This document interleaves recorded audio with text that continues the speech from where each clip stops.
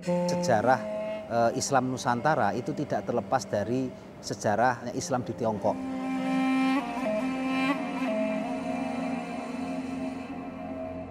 Saya di Tiongkok sudah sejak tahun 2014 sebagai seorang muslim, dan untuk di sini yaitu sebagai minoritas mungkin agak sedikit berbeda. Ada perbedaan-perbedaan, tapi bagi saya itu tidak terlalu prinsip, tapi menarik untuk kita ketahui.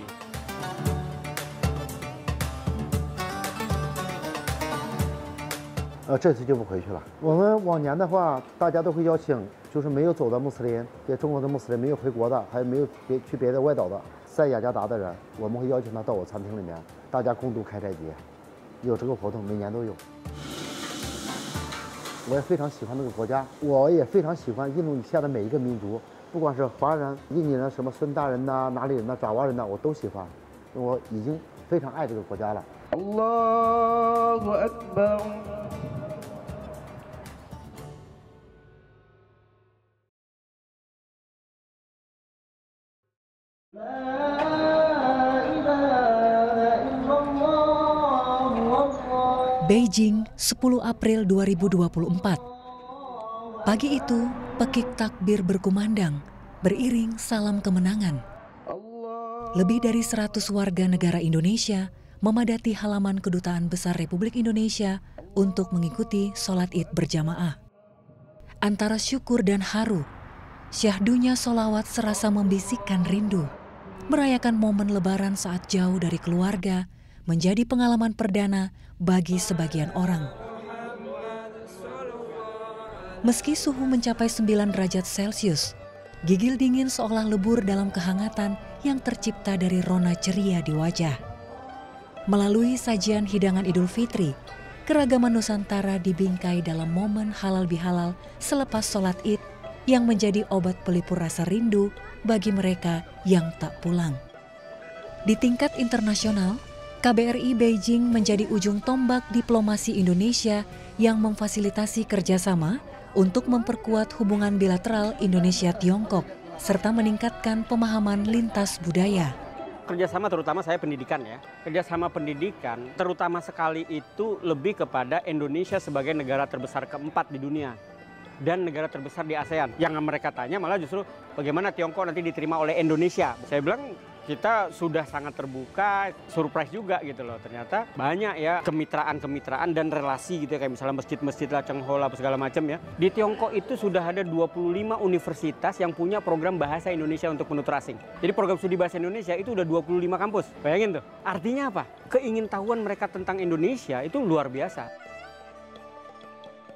Pemahaman lintas budaya sebagai bagian integral dari kegiatan diplomatik memberi ruang-ruang interaksi dengan harapan dapat memantik kolaborasi yang bermuara pada pembangunan sosial dan ekonomi. Tentu, realisasinya membutuhkan sinergi lintas instansi. Kementerian Agama memang salah satu kementerian di pemerintah yang tentu hubungan diplomatiknya akan dikoordinir ya, oleh Kementerian Luar Negeri misalnya. Nah, kalau yang melalui kerjasama luar negeri adalah penempatan tenaga-tenaga asing tidak hanya untuk di bidang agama atau pengajar agama, akan tetapi di pendidikan juga. Kita memiliki 27.000 pesantren, kemudian kita memiliki perguruan tinggi keagamaan juga cukup banyak, yang negeri saja ada 70 lebih, yang swasta jauh lebih banyak, kemudian madrasah-madrasah dari aliyah, sanawiyah dan ibtidaiyah, ini sangat membuka kemungkinan kerjasama dengan pemerintah Tiongkok.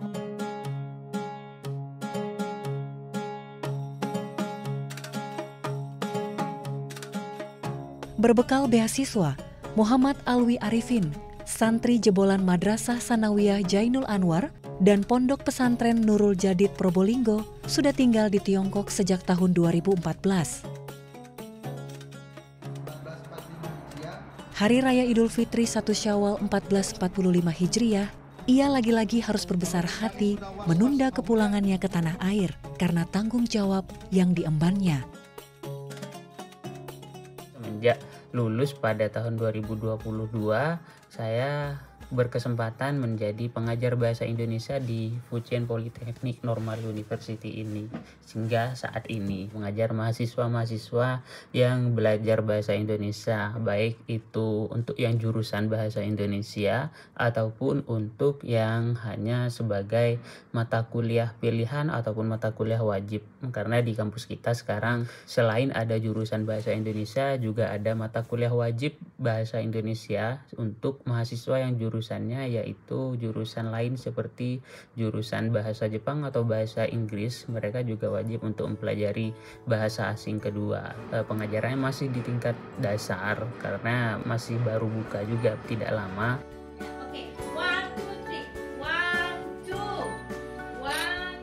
Selain belajar bahasanya, kita juga sambil menyampaikan ke mereka beberapa kebudayaan Indonesia agar mahasiswa-mahasiswa di sini yaitu bisa lebih mengenal tentang Indonesia.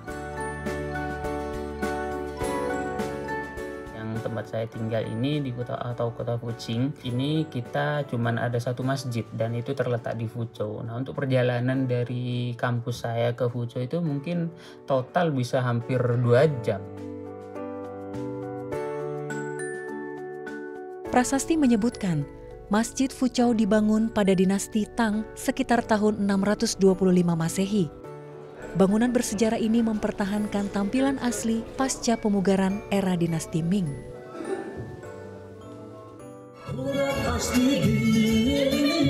Interaksi budaya menawarkan sebuah harmoni dalam hubungan diplomasi antar negara. Seperti Festival Hijriah yang terlaksana atas kerjasama Kamar Dagang dan Industri Indonesia Komite Tiongkok pada Juli 2023 lalu.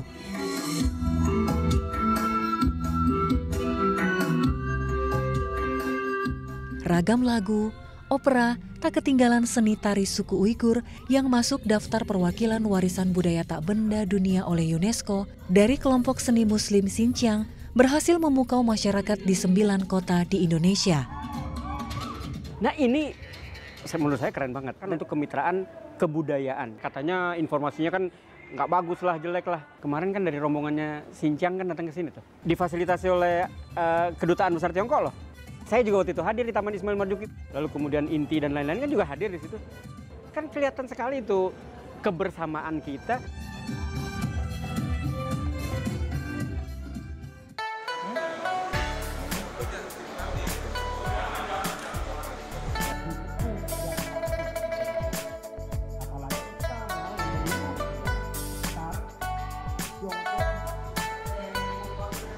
Masih dalam rangka menyambut Idul Fitri, Perhimpunan Indonesia Tionghoa menggandeng Persatuan Islam Tionghoa Indonesia menggelar forum diskusi dengan mengangkat tema sejarah datangnya agama Islam di Tiongkok dan pengaruhnya terhadap Indonesia. Islam di Nusantara, apa peran orang-orang Tionghoa di sini? Makan mie sebagai makanan pokok. Ya, kalau sudah makan mie dari Persia dan seterusnya. Dalam khasana Islam ada istilah yang cukup terkenal yaitu Udlubul ilma walau bisyiin, yang artinya tuntutlah ilmu walaupun sampai ke negeri China. Sebelum Islam datang ke wilayah daratan China, terlebih dahulu komunitas bangsa-bangsa Arab dan para pedagang lainnya telah hadir dan bermukim di Kanton. Persentuhan pertama Islam dan China sendiri dibawa oleh sahabat Rasulullah Shallallahu Alaihi Wasallam Sa'ad ibnu Lubait yang berlayar dan berlabuh di Kanton sebagai pusat perdagangan di wilayah China pada saat itu. Islam bukan lagi berkembang pada kaum pendatang, melainkan berkembang pada keturunan Tionghoa sendiri. Umat Islam Tionghoa pada masa awal lebih dikenal dengan sebutan Tase dan akhirnya disebut dengan bangsa Hui Hui.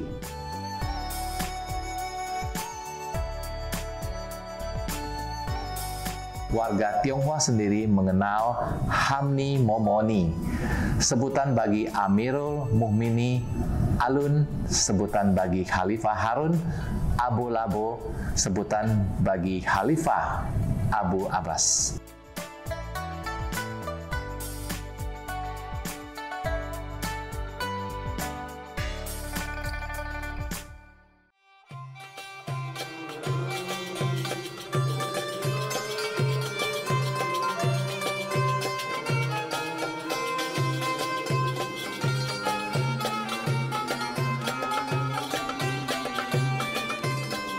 Masuknya Islam ke Nusantara atau Indonesia menurut perkiraan banyak pihak adalah sekitar abad ke-7 Masehi melalui para pedagang Islam.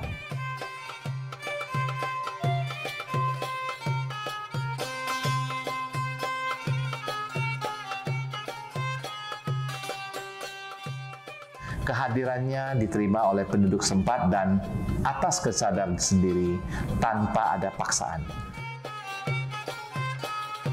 Masuknya Islam sebagai panutan telah memperkaya budaya asli Nusantara.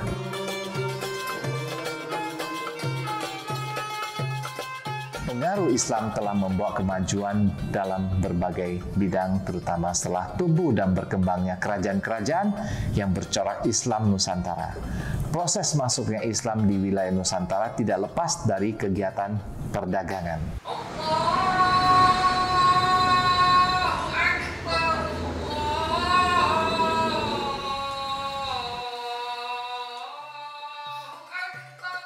Masuknya Islam di Nusantara ini sangat berperan juga dari orang-orang Islam di Tiongkok yang kemudian datang ikut berdakwah juga di Indonesia. Itu hikmah hidayah umat Islam. Kita tahu kita semua manusia di muka bumi mendapatkan hidayah umat Islam. Islam dan saling menghargai, kondisi itulah yang kemudian melahirkan relasi antara Islam dan Tionghoa di Indonesia yang positif. Terbukti dengan lahirnya Persatuan Islam Tionghoa Indonesia (PITI), dahulu dikenal sebagai Pembina Islam Tauhid Indonesia di Jakarta pada tanggal 14 April 1961.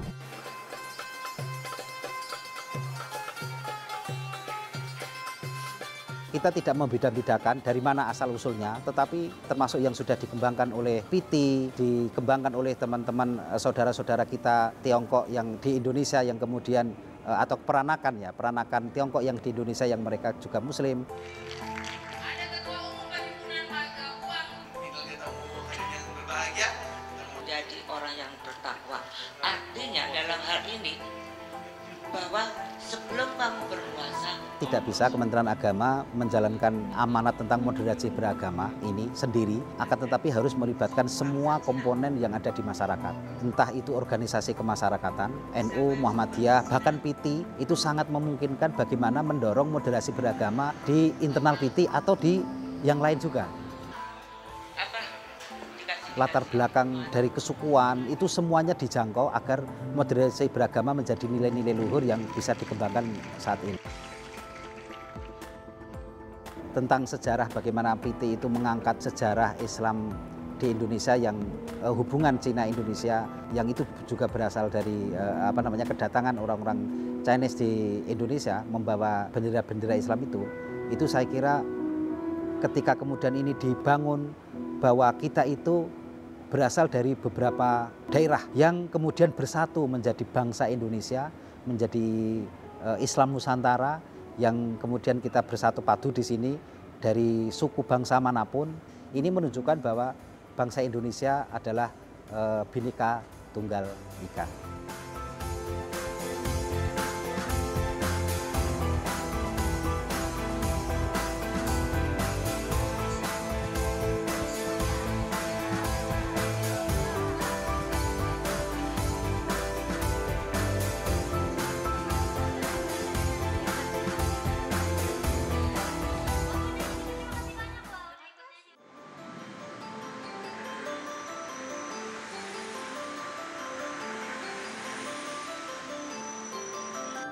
Nantinya potongnya sama buah, potong buah, nanti kasih anaknya karyawannya sendiri dimakan buka puasa ya. Puasa bareng di sini. Iya benar. Oke, makasih.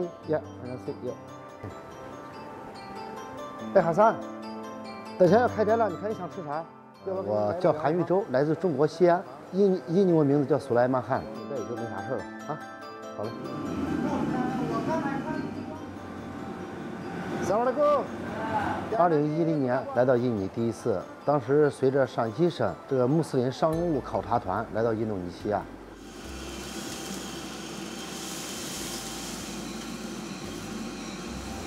Apa itu？ gorengan，enak，bagus。当时我们来了27个人， 27个人，当然那些都是大老板了，只有我一个人做小生意，当时也比较年轻嘛。他们呢，最后都没留下，只有我一个人留下了，所以说就一直在这边自己奋斗。你打玻璃啊，你波动呀，不往呀 ，OK。当时呢，我就做这个穆斯林的这个服饰批发，在大拿棒有几个门面。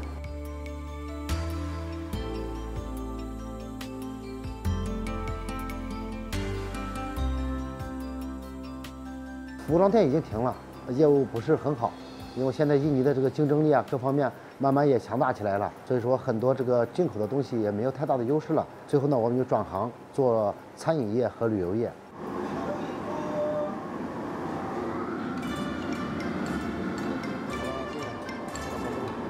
顺便，因为这个国家我是比较喜欢，因为穆斯林比较多嘛，以穆斯林为主体，和我的信仰上是一致的。就是各方面的生活习惯呢，除了饮食可能有一些区别，但是对宗教信仰方面是一致的。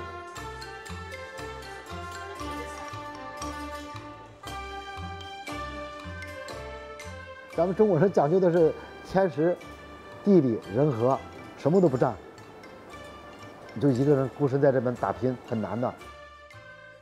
这个生活习俗各方面的要求，信仰方面的要求，跟他们现在已经打成一片了，没什么问题了。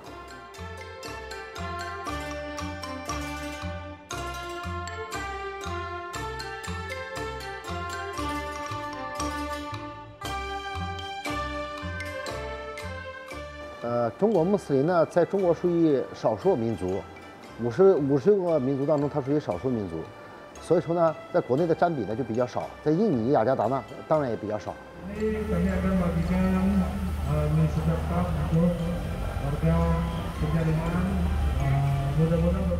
刚刚来的时候，据我所了解，也就是4、5个人吧，只有4、5个人。这后期啊，特别是2017年、18年之后来的人相当多。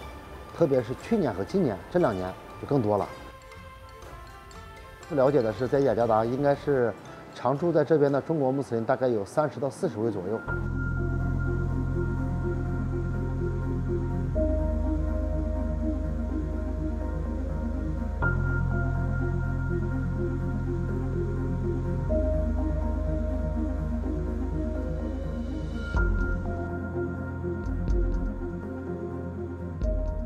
真正的渊源来说，中国和东南亚国家的这个历史方面更加亲近。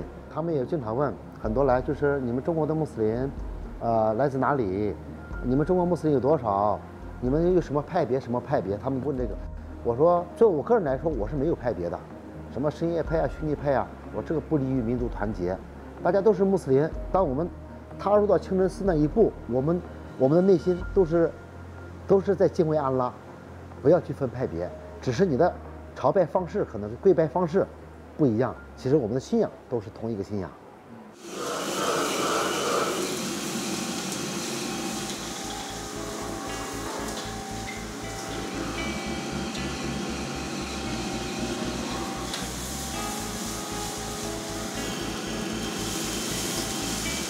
这次就不回去了。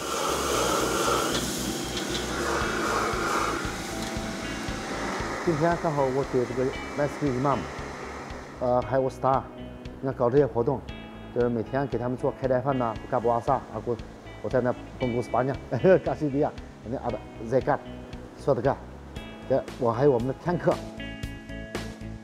你看，穆斯林我们的收入的2.5%，我要把这算出来之后2.5%有多少？然后呢，照顾那些孤儿啊、老人呐，还有那些学生啊。西经院呐，这些或者是Masjid，给他们，就是我们这几天就做这些工作喽。Tanggal 13 masuk kerja, tanggal 14 aku ke PIK. Lewat sini aja lah. Nah.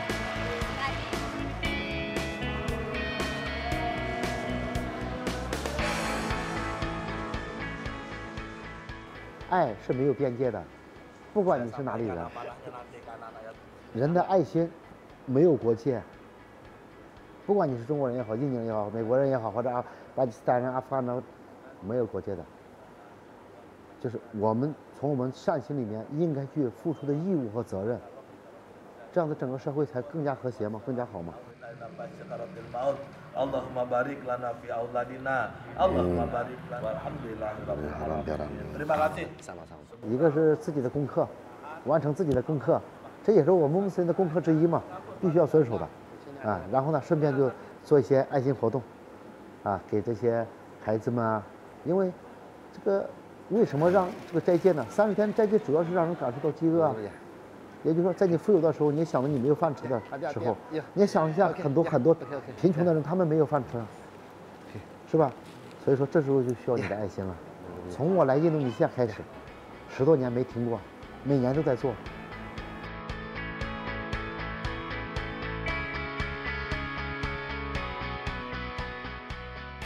有些搞一些活动也会邀请我过去，但是那些活动很多就不让拍不让说，因为我们穆斯林讲究，当你左手行善的时候，不要让右手知道。也就是说，善功，无形的善功是最好的，这样真主更喜欢我嘛，是吧？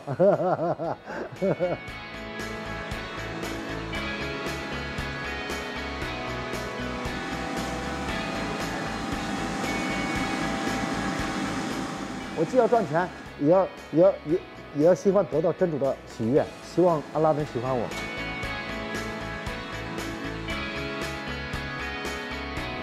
干死我就够不了，干了过就够打麻利马拉给呀。来印度尼西亚前前后后10多年了，我从个人感情上，这是我第2家乡。